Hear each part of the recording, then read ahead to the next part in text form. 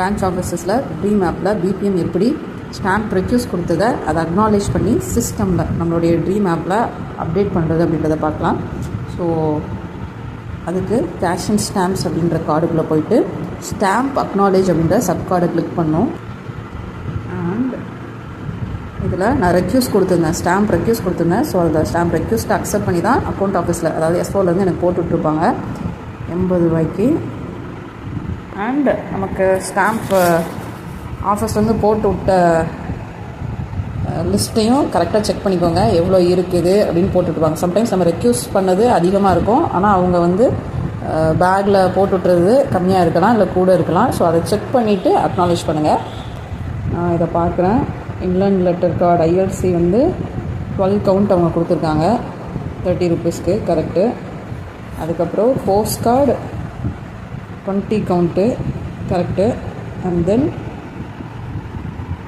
Revenue ticket 40 count, டோட்டலாக 80 ரூபீஸ்க்கு. And in hand அவங்க கொடுத்ததும் உங்களுக்கு கரெக்டாக இருக்கா அப்படின்னு கவுண்ட்டை செக் பண்ணிக்கோங்க. நான் ஆல்ரெடி செக் பண்ணிவிட்டேன் என்னுடைய post card and inland letter கார்டெலாம். ஸோ இதுக்கப்புறம் ப்ராசஸ் அப்படின்னு கொடுத்தா அக்னாலேஜ் பண்ணுறோமா? Yes, stamp acknowledge successfully. அதுக்கப்புறம் நம்ம எப்போவுமே என்ன பண்ணணும், ஸ்டாம்ப் பேலன்ஸை செக் பண்ணிக்கிடணும்.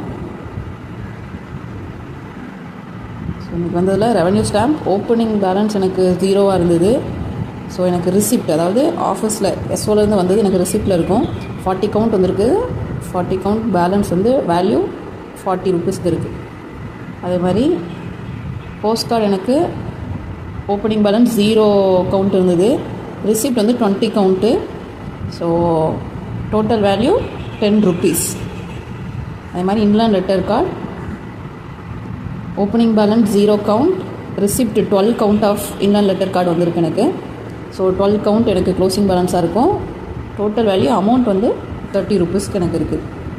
ஸோ இப்படி தான் நம்ம வந்து ஸ்டாம்ப் அக்னாலேஜ் பண்ணோம். அண்ட் அதை எக்ஸ்போர்ட் டு பிடிஎஃப் கொடுத்து நான் ஒரு ஃபோட்டோ எடுத்து வச்சுப்பேன்.